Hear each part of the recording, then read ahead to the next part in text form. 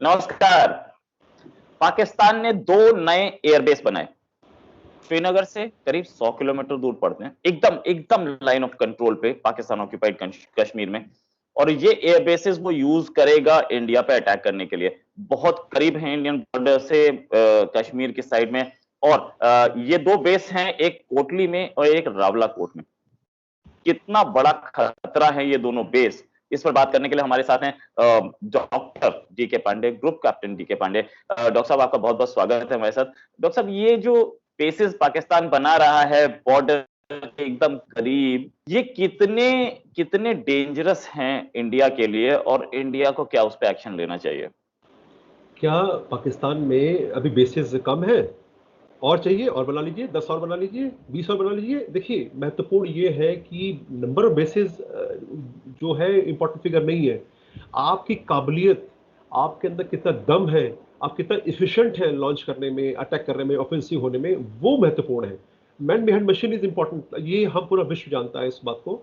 और आप base 100 kilometre के, मैं तो कह रहा हूँ कि 25 किलोमीटर दूर बनाइए। लाहौर है, आप लाहौर से लॉन्च करिए। लेकिन क्यों नहीं लॉन्च कर पाते? उनको पता है कि मुकाबला किससे है। वो भारत, आज का भारत, आज की भारतीय सेनाएं वो नहीं है जो आज से 25-30 साल पहले हुआ करती थी। अभी हम आत्मनिर्भर होने की तरफ हैं। हम खुद अपना प्रोडक्शन हमने शुरू कर दिया है। हम नए नए हथियार बना रहे हैं। हमारा R&D इतना महत्वपूर्ण हो गया है। तेजस जैसे जहाज बना रहे हैं और कई देशों ने उस तेजस खरीदने में रुचि भी दिखाई है। इसके अलावा बहुत कुछ बन रहा है हमारे इंडिया में। ये हमारी बहुत गर्व की बात है। तो ऐसे माहौल में दुश्मन जितना मजबूत होगा, हम उतने मजबूत और होंगे। तो सिंपल सा है कि भाई, हमें जब पता है कि हमें हमारे पड़ोसी हमें किस्मत से मिले हैं, तो हमें उनका सामना करना ही होगा। और हम बिल्कुल तैयार हैं। वो बेसिस बनाए, 2 बनाए, 2 और बनाए। लेकिन क्या इन बेसिस को चला पाएंगे? जो बेसिस अभी है उनकी हालत तो खस्ता है। उनकी मेंटेनेंस के इश्यूज आते रहते हैं। उनके पास जो रडार्स हैं, जो और बाकी जहाज हैं, उनकी हालत खराब होती जा रही है। जो नए जहाज हैं उनके भी मेंटेनेंस नहीं हो पा रही है। इस पर हम लोग पहले डिस्कस कर चुके हैं लगभग 3-4 महीने पहले कि उनके JF-17 के मेंटेनेंस इश्यूज आ रहे हैं। तो F-16 के मेंटेनेंस इश्यूज आ रहे हैं। तो जो है उनको आप संभाल नहीं पा रहे हैं। आप नए, बिल्कुल स्वागत है आपका। हमें तो खुशी होती है कि उनकी इस माली हालत में, जब खाने को लाले पड़े हुए हैं, आम जनता जो है वो 2 जून की रोटी के लिए परेशान है, आप बेसिस बना रहे हैं, मनी डाइवर्ट कर रहे हैं। शौक से हमें खुशी है। देखिए, हम चाहते हैं आप शांत रहिए, हम तो शांत रहेंगे। हम अहिंसावादी हैं, हमने कभी भी पहला आक्रमण नहीं किया। पहला आक्रमण हमेशा हमारे ऊपर किया गया। तो हम प्रतिक्रियात्मक रहते हैं। लेकिन जब रिएक्शन करने पाते हैं तो फिर हमारा रिएक्शन बहुत जबरदस्त होता है, ताकि दुश्मन फिर उठ ना पाए।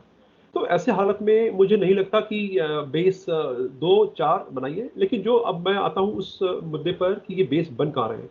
देखिए, जो बेस बन रहे हैं वहाँ के टेरेन जो है वो इतनी सिंपल नहीं है। और वहाँ बेस बनाने के लिए निश्चित रूप से चाइना का ये सपोर्ट ले रहे होंगे। क्योंकि ये इतना आसान नहीं है। और उनके जो टेरेन है, मैं उस टेरेन में गया हुआ हूँ, मैंने देखा है कि कितनी अनियमित सरफेस है उधर, इरेगुलर सरफेसेस हैं। उनको बराबर करना, उतना लंबाई देना, और इतनी ऊंचाई पे है। जितना ऊंचा आपका एयरपोर्ट होगा उतनी लंबी रनवे पट्टी चाहिए आपको। क्योंकि इंजन, जो जो जहाज है उसकी इंजन की जो इफिशिएंसी है, वो जैसे जैसे ऊपर जाते हैं उसमें कमी आने लगती है। और उस कमी को पूरा करने के लिए रनवे की लंबाई बढ़ाई जाती है। तो निश्चित रूप से इतना आसान नहीं है। जो है कासगढ़ और बाकी जो एयरपोर्ट है चाइना में, निश्चित रूप से उन्हीं को दिमाग में रखे ये एयरपोर्ट तैयार करने की कोशिश करेंगे। इसके अलावा अभी उनको पता है कि POK जो है कभी भी उनके हाथ से जा सकता है। तो इसके मद्देनजर वो चाहते हैं कि उसमें कुछ न कुछ डेवलपमेंट करें, ताकि कूटनीतिक तौर पर वो बता सकें, नहीं ये तो POK हमारा है। तो बहुत सारे मुद्दे हैं जो कि आपस में इतना उलझा दिया है उन्होंने। लेकिन प्राथमिकताएं, मेरे ख्याल से मेरी इनको एक छोटी सलाह है, प्राथमिकताएं अपनी सुधारिए। पहले जनमानस का ध्यान रखिए। पॉपुलेशन पढ़े लिखे, खाए पिए, स्वस्थ रहे, वो जरूरी है। हम कोरोना पैंडेमिक से भी लड़ रहे हैं। और अभी तीसरे वेव कभी भी आ सकता है। और अगर हम उसके लिए तैयारी नहीं करेंगे तो निश्चित रूप से हम उससे हार जाएंगे। तो महत्वपूर्ण है जीवन। ऐसे हालात में आप नए स्ट्रिप बना रहे हैं, स्वागत है आपका। क्योंकि हम तो चाहेंगे कि आप पास इतना पैसा न रहे कि आप हमारे पर आक्रमण कर सकें। क्षमा कीजिएगा। तो निश्चित रूप से हमारे लिए हमारी सलूटों हमारे माथे पे कोई सलूटें नहीं आएंगी, क्योंकि हम पहले तैयार हैं। आप जहाज जितने आपके पास है, लगभग 400 के आसपास जहाज है आपके पास है, और हमें पता है आप 400 जहाज हैं और क्या कर रहे हैं, कैसे हालात है। तो स्वागत है उनका, स्वागत है। मैं तो कह रहा हूँ दो चार और रनवे बनाएं और 2-4 एयरपोर्ट एयर बेसिस तैयार करें, और अच्छा है, वहाँ के लोगों को कुछ काम काज मिलेगा, कुछ पैसा कमाएंगे, कुछ खाएंगे पिएंगे। सर ये जो बेसिस हैं ये 100 किलोमीटर दूर है श्रीनगर से। उनके लिए श्रीनगर 100 किलोमीटर दूर है, तो हमारे लिए तो, क्योंकि हमारे बेसिस श्रीनगर से थोड़ा सा और फॉरवर्ड एरिया में है, तो हमारे लिए तो ये 50-60 किलोमीटर ही दूर रहे। तो हमारे लिए बेटर नहीं है कि हम इनके बेसिस को डिस्ट्रॉय कर रहे हैं, जैसे कि हमारी 71-65 में स्ट्रैटेजी रही कि इनके रनवे डिस्ट्रॉय कर दो तो प्लेन उड़ेंगे कैसे। तो हमारे लिए भी तो सॉफ्ट टारगेट बनते हैं। निश्चित रूप से देखिए, जैसा मैंने कहा कि जो टोपोग्राफी है इस क्षेत्र की जहाँ पर ये नए बेसिस आ रहे हैं, वहाँ इतना आसान नहीं होगा। और जहाँ तक मुझे लगता है कि वहाँ पर जो आर्मी यूनिट्स होंगी उनको सपोर्ट के लिए शायद ये प्रयास कर सकते हैं, जैसे कि रिपोर्ट से हैं कुछ कि वहाँ आर्मी का कंसंट्रेशन भी है आसपास के इलाके में, तो उनको सपोर्ट के लिए उनका लॉजिस्टिक सपोर्ट लाना हो, हेलीकॉप्टर्स लाना हो, वो सब निश्चित रूप से उनके लिए आसान हो जाएगा इससे। और हमारे लिए निश्चित रूप से करीब है, तो कोई भी जहाज जाके उनको रनवे डिस्ट्रॉय कर सकता है।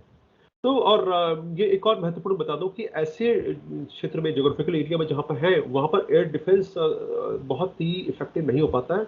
हाँ, अवेक्स अगर है तो निश्चित रूप से वो उसको डिफेंड किया जाता है, लेकिन हमेशा अवेक्स को रखना भी पॉसिबल नहीं है।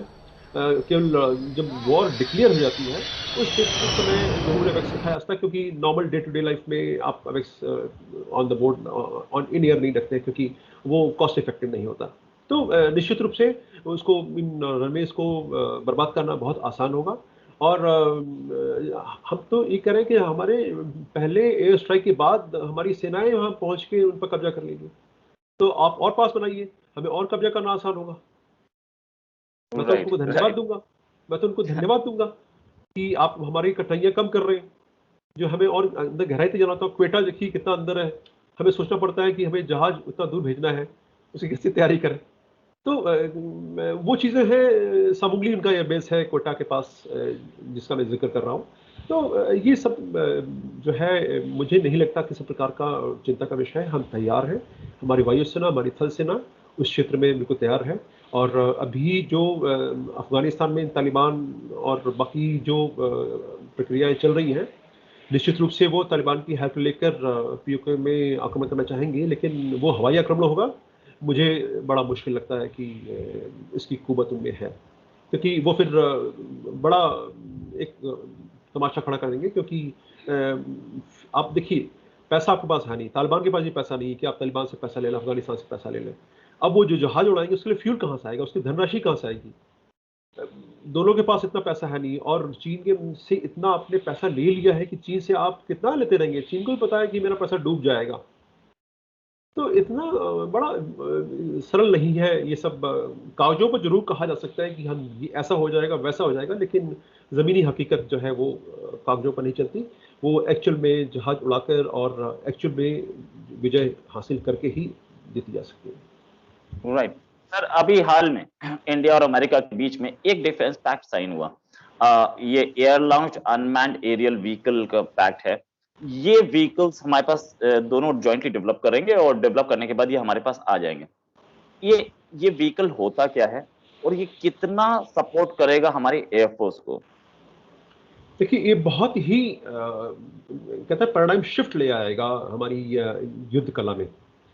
उसका कारण ये है कि अभी तक जो यूवीज हैं, ड्रोन्स हैं, उनको हम जमीन से या वॉरशिप युद्धपोत हैं उनके उस पर से हम सरफेस से उसको टेक ऑफ और लैंड कराते थे।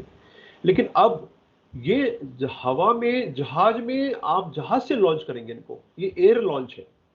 ये किसी जहाज के माध्यम से, जहाज के से जाएंगे। और वो सोचिए, अगर आपको किसी ड्रोन की क्षमता जो है वो मारक क्षमता कम है, उसकी रेंज बहुत ज़्यादा नहीं, जैसे डील साइन हुई है कि हम 100 स्काई स्ट्राइकर्स ले रहे हैं, अभी उसका जिक्र थोड़ी देर बात करते हैं। तो ये इनकी रेंज के 100 किलोमीटर है। अगर सोचिए कि इनको हम ले जाएं और जहाज से और ले जाएं बॉर्डर के पास, तो इसका मतलब बॉर्डर से 100 किलोमीटर तो हम आराम से देख सकेंगे। और वो जो दोनों बेस जिसका जिक्र आप कर रहे हैं, उनको तो यही भेज देंगे, आदमी किसी सेना के किसी जहाज की जाने की जरूरत नहीं। और देखिए सबसे महत्वपूर्ण क्या है कि जितनी भी चाहे एरियल लॉन्च यूवी हो या स्काई स्ट्राइकर्स हो, इनका आरसीएस इतना छोटा है कि इनको पकड़ पाना मुश्किल है। और इनके लिए जो जिस प्रकार का एयर डिफेंस सिस्टम चाहिए वो बहुत ही मुश्किल होता है। और निश्चित रूप से इसको जो है suppression of enemy air defences mission जो कहते हैं, सीएड मिशन, बहुत पॉपुलर है ये टर्मिनोलॉजी। तो उसके लिए इनको बहुत ही आसानी से इनका प्रयोग किया जा सकेगा। आप सोचिए इनको ले जाएंगे आप और एक सीमा तक ले जाइए, उसके बाद आपको लगता है कि आप वेल डिफेंडेड जोन में एंटर करने जा रहे हैं, वहां से आप इनको लॉन्च कर दीजिए, आपका जहाज वापस, आप सुरक्षित, पायलट सुरक्षित, जहाज सुरक्षित और कॉस्ट इफेक्टिव। क्योंकि इनके थ्रू आप जो वॉर आप भेजेंगे, गोला बारूद भेजेंगे, जाएगा, एक्सप्लोजिव जाएंगे, वो तहस नहस करेंगे। तो हमारा जो उद्देश्य है उसकी प्राप्ति हो जाएगी। और आप उसको चाहे तो सैटेलाइट के थ्रू कंट्रोल कर सकते हैं या एयरक्राफ्ट बेस्ड कंट्रोल के थ्रू भी कर सकते हैं। तो ये एक आपको बहुत सारे ऑप्शन देता है। आपकी जो युद्ध प्लानिंग है, आपकी जो वॉर स्ट्रेटेजी है, उसके अंदर बहुत ही महत्वपूर्ण परिवर्तन आप ला सकते हैं। इवन डायनेमिक टारगेटिंग जिसे कहा जाता है कि आप जहाज में जा रहे हैं और एकदम से लगा आपको कि कुछ कंसंट्रेशन देगी, आप वहां पर अटैक कर दीजिए।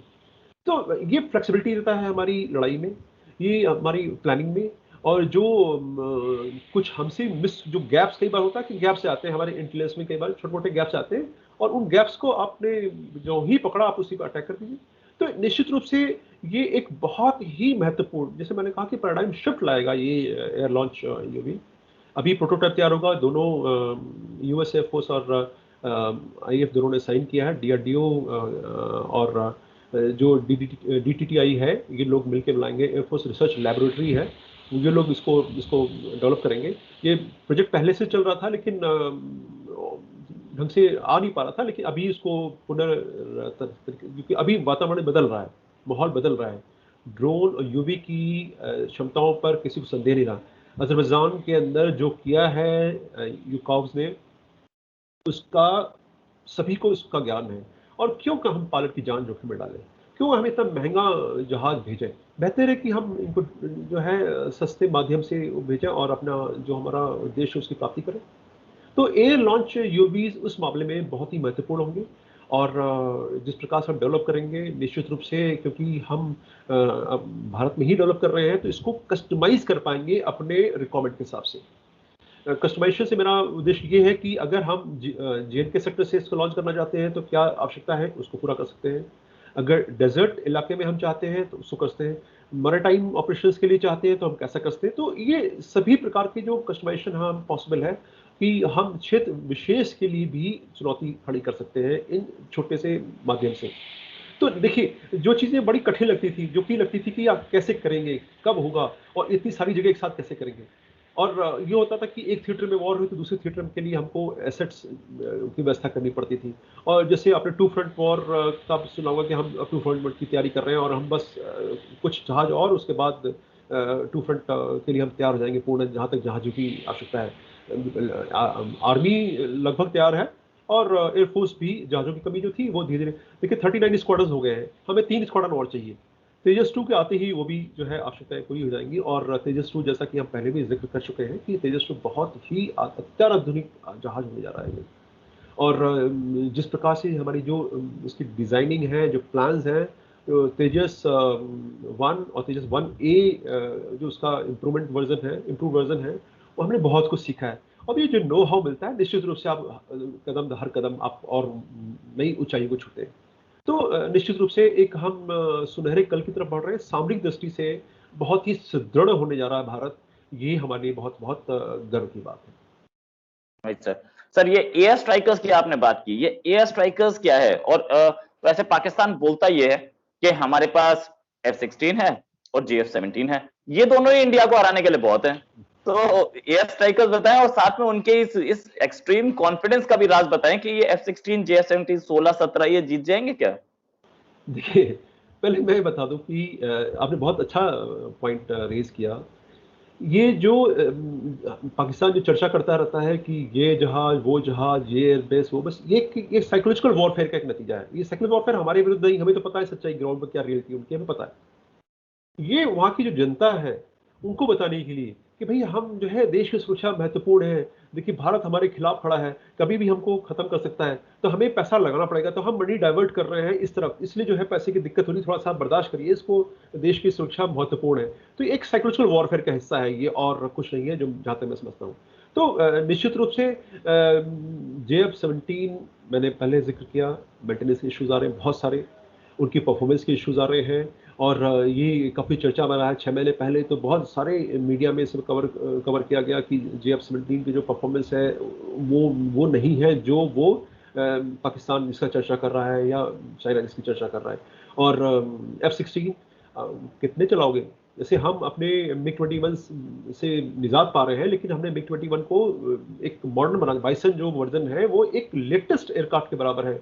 जरूर मैं मानता हूँ कि एयरफ्रेम पुराना हो गया है, लेकिन उसको भी हम धीरे धीरे निकाल रहे हैं, रिप्लेस कर रहे हैं, एक चरणबद्ध तरीके से सब काम हो रहा है। और तेजस 2 जब आ जाएगा तो वो तो सोचिए कि F-16 से भी एक कदम आगे होगा, और वो 5th जनरेशन और 5.5 जनरेशन की तरफ बढ़ेगा। तो निश्चित रूप से F-16 और JF-17 उनको सोचा पड़ेगा, कुछ और जहाज लाएं, नए जहाज लाएं, GA-20 और कुछ अभी तो डेवलप हो रहा होगा, तो उसकी तरफ बढ़ें। अब मैं जिक्र करूंगा स्काई स्ट्राइकर्स का। स्काई स्ट्राइकर्स देखिए, भारत जो है इनको खरीद रहा है, और लगभग 100 यूनिट्स ये खरीदे जा रहे हैं। और इनकी मैं परफॉर्मेंस बता दूं, इनकी 100 किलोमीटर इनकी रेंज है, और ये 5 किलो से 10 किलो के बीच में वॉरलोड ले आते हैं। अब ये एक तरह से लॉइटरिंग मुनिशंस एक फ्रेज है। लॉइटरिंग मुनिशन मीन्स आप हवा में इसको रोक के रखते हैं इस ड्रोन को।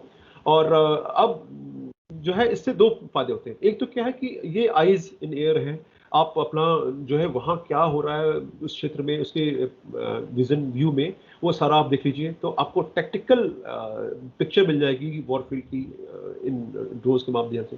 दूसरा, अब जो आप लॉन्च करना चाहते हैं तो इनसे आप ऑफेंसिव, क्योंकि ऑलरेडी मैंने बताया कि 5 से 10 किलो का बारूद इनके अंदर है जो ले जाएंगे ये, तो वो उनका इस्तेमाल कर सकते हैं। और कहा जाता है कि जो बालाकोट में हमने स्ट्राइक की थी वैसी प्रिसीजन हमें प्राप्त किया जाता है, इसमें जीपीएस भी है और प्रिसीजन म्यूनिशंस भी है। तो जो लॉइटरिंग का कॉन्सेप्ट है कि वो हवा में रहेंगे और हमारी आवश्यकता के हिसाब से वो आगे बढ़ेंगे। हमने उनको जब भी हुक्म दिया अटैक, तब वो अटैक कर लेंगे, अदरवाइज वो हवा में होल्ड करेंगे। जैसे कुछ हमें डेवलपमेंट मिलता है, कुछ और इन्फॉर्मेशन मिलती है, हम उसको डाइवर्ट करते हैं। तो ये बहुत ही हाईली फ्लेक्सिबल प्लेटफॉर्म मिलेगा हमको, हाईली फ्लेक्सिबल प्लेटफॉर्म मिलेगा। और आरसीएस छोटा है तो इतना पकड़ना मुश्किल है, क्योंकि जो भी छोटे आरसीएस को पकड़ने के लिए सिस्टम बनाए गए हैं उनकी जो है कैपेबिलिटीज है बहुत ही मुश्किल हो जाती है, क्योंकि इसमें आप ज़्यादा रेंज बनाते हैं तो उसमें इतना क्लटर, गंदगी इतनी आ जाती है कि वो छुप जाता है उसमें टारगेट, इतना भर जाता है चारों तरफ से। जैसे आप मैं इसको दूसरे सरल शब्द में बताऊं कि आप अगर जैसे रेडियो सिलोन लगाते थे हम लोग, तो रेडियो सिलोन के आसपास वो अगर आप सुई जरा सा इधर उधर करिए ट्यूनिंग में, तो चू चा ची चा इतना नॉइज आता था। लगभग उसी तरह का इसमें आपके सामने जहाज दिखने लगते हैं आपके रडार स्कोप के ऊपर। तो आप भेद नहीं कर पाते कि जहाज कौन सा इसमें है और कौन सा इसमें जहाज नहीं है। तो ये एक समस्या आती है। तो इसके लिए इसको रेंज को, इसकी जो पकड़ की कैपेबिलिटी है, जो मैक्सिमम डिटेक्शन रेंज है, उसको कम करना पड़ता है। वो टेक्निकल उसकी लिमिटेशंस है, इसमें कोई कुछ नहीं कर सकता है।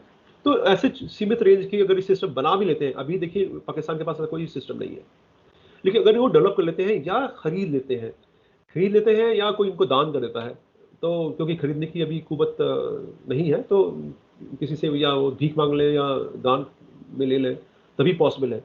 तो उससे आप बहुत ज़्यादा कुछ हासिल नहीं कर सकते। हाँ, जो मैनुअल ऑब्जर्वेशन पोस्ट है, जो वहाँ पर ह्यूमन बींग्स होते हैं, जो आंखों से पकड़ते हैं, इनको देखते हैं और वो करें, लेकिन उस वक्त समय इतना कम देता है, अर्ली मॉर्निंग इतनी कम होती कि आप कुछ कर नहीं पाते, और इनको आप कहीं मोड़ दीजिए। और क्योंकि इनकी प्रोग्रामिंग जो है ग्राउंड कंट्रोल है, सैटेलाइट के थ्रू या दूसरे माध्यम से, तो बड़ा आसानी से आप इनको डाइवर्ट करते हैं इधर उधर। तो ये जो इनकी मैनुअबिलिटी है, ये बहुत अच्छी है। आप देखिए, एक महंगा जहाज बचा सकते हैं, पायलट की जान बचा सकते हैं, टारगेट को 100% एक्यूरेसी के साथ डिस्ट्रॉय कर सकते हैं। तो इतना सारा चीज़ें कहाँ मिलेंगी? और एक और महत्वपूर्ण चीज़, इनको कामी केज जापानी शब्द है, डिवाइन विंड बोलते हैं, दिव्य वायु। तो ये कहते थे कि भाई ये वर्ल्ड वॉर 2 में ये जापानी एयरक्राफ्ट को अपने जब देखते थे कि वो अब बचने की उम्मीद नहीं है, तो जाके वो टारगेट पर खुद को मिसाइल की तरह, जहाज को मिसाइल की तरफ प्रयोग लाते थे और टारगेट को डिस्ट्रॉय करते थे। तो ये कामिकेज के रूप में भी इस्तेमाल किया जाता है। देखना है कि अब जो देखिए पूरे स्पेसिफिकेशन नहीं है अभी अवेलेबल है, लेकिन जो सूचनाएं अवेलेबल है उनके आधार पर ये कहा जा सकता है कि एयर लॉन्च यूवी और स्काई स्ट्राइकर्स बहुत ही ज़बरदस्त इंडक्शन होगा भारतीय सेनाओं के लिए। और इससे सपोर्ट मिलेगा हमारी नेवी को, हमारे आर्मी को, और हम निश्चित रूप से बेहतर विजय की तरफ बढ़ पाएंगे। वही सर। सर ये था करंट सिचुएशन आपने जो बताई हमें, और ये भी बताया कि पाकिस्तान जितने एयरबेस बना ले कोई फर्क नहीं पड़ता, क्योंकि हम लोग हमेशा तैयार रहते हैं, एयरफोर्स हमेशा तैयार रहती है। और एयरफोर्स के पायलट्स, सबसे महंगी चीज एयरफोर्स के पास कुछ है तो वो है एयरफोर्स के पायलट्स। प्लेन भी 1000 करोड़ का हो सकता है, 10,000 करोड़ का हो सकता है, लेकिन पायलट की कोई कीमत नहीं होती। पायलट आप 1 लाख करोड़ देके भी नहीं ला सकते। जो एसेट इंडियन एयरफोर्स का सबसे बढ़िया है, जिसने इंडियन एयरफोर्स को हमेशा जिताया है, के पांडे साहब, आपका हमारे साथ जुड़ने के लिए बहुत बहुत धन्यवाद। और सर उम्मीद करते हैं एक और नए टॉपिक पे आपके फिर डिस्कशन होगा। अभी के लिए सर धन्यवाद, नमस्कार, जय हिंद सर। जय